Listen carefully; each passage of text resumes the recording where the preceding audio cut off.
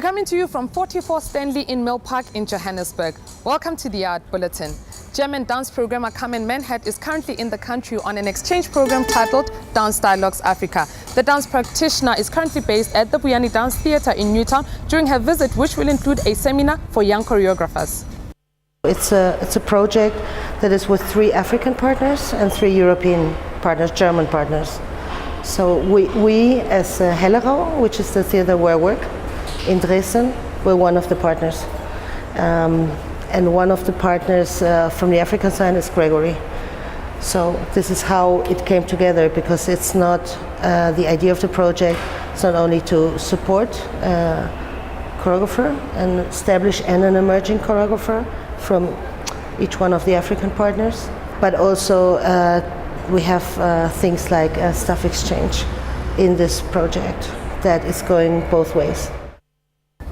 It's titled Visage, Revealing the Secrets of the Mind. That's one of South Africa's foremost mentalists, Michael Abramson's brand new show, which will take place at the UJ Arts Centre between the 12th and the 17th of February. It's a whole mind experience for the audience. So they get a chance to participate in the show, they get to interact with me on stage, I get to read their mind, I get to do fun things with them on stage. It is very empowering for people because they walk out of there thinking, wow, it's amazing what you can do with your mind.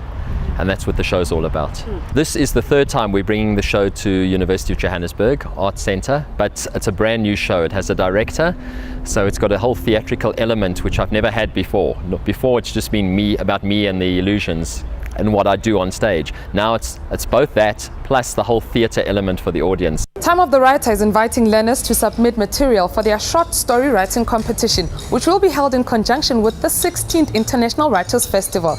Learners are encouraged to engage creatively with any topic of their choice. Submissions are due no later than the 28th of February. The Time of the Writer event is the springboard for future storytellers of South Africa. The short story competition is open to all high school learners and aims to encourage creativity and expression in young people.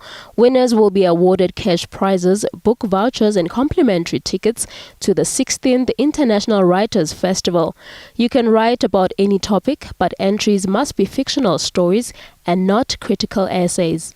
In an effort to mark the 58th anniversary of the historic Sophiatown forced removals, the Sophiatown Heritage and Cultural Centre, together with the Bailey Sipel Gallery, will open an exhibition titled Call and Response by celebrated photographer Cedric Nunn. That exhibition opens today. A huge part of Cedric Nunn's career was the forced removals in KZN. So we felt it fit, being the month of February and how forced removals started in February at Sophiatown, to showcase the other side of the world and what happened almost similar next to the same timeline.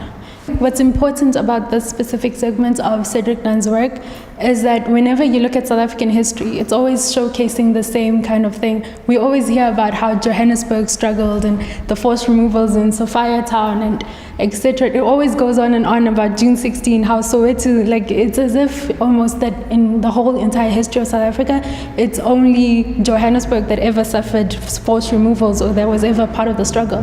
And showcasing this work shows how important it is for South Africans not only to look at Johannesburg, but to look at the other provinces and what they had to go through.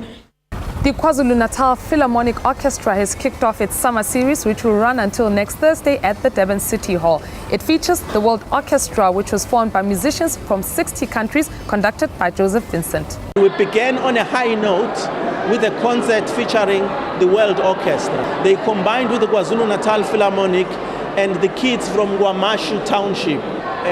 This whole summer season of the KwaZulu-Natal Philharmonic Orchestra features fantastic lineup, the cream of South African musicians and international talent. So next week, for instance, on the 14th of February, we have Anna Tofu, a really fantastic violinist from Italy.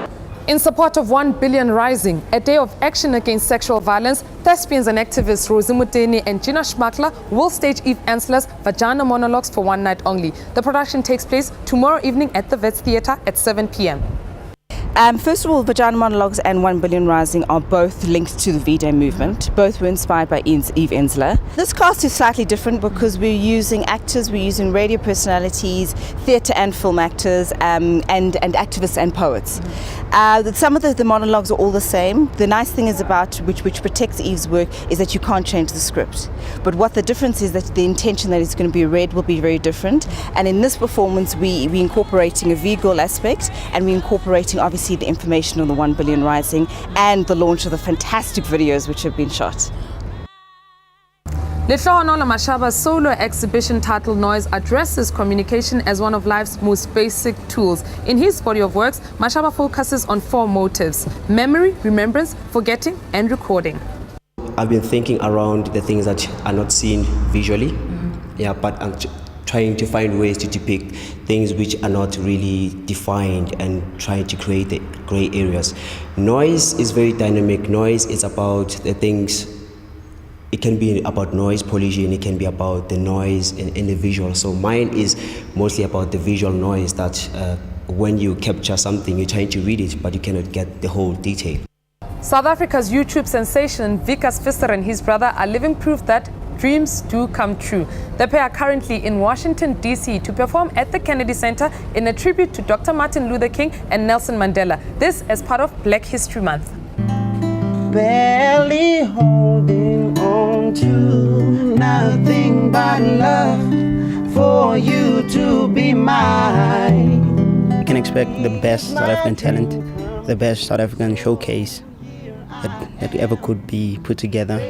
I must say, I think it's going to be a great lineup of songs, and the whole performance is just going to be excellent, definitely.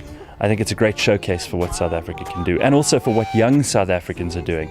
You know, the young people of this country have different challenges, different ambitions. We don't have the baggage, and Wikus represents all of those positive things. There's a lot to look forward to here.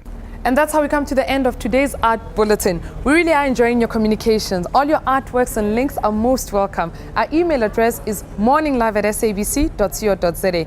Our Facebook page is The Art Bulletin, and in brackets, Morning Live. That Twitter handle is simply @The Art Bulletin. Until tomorrow morning, it's a goodbye from us.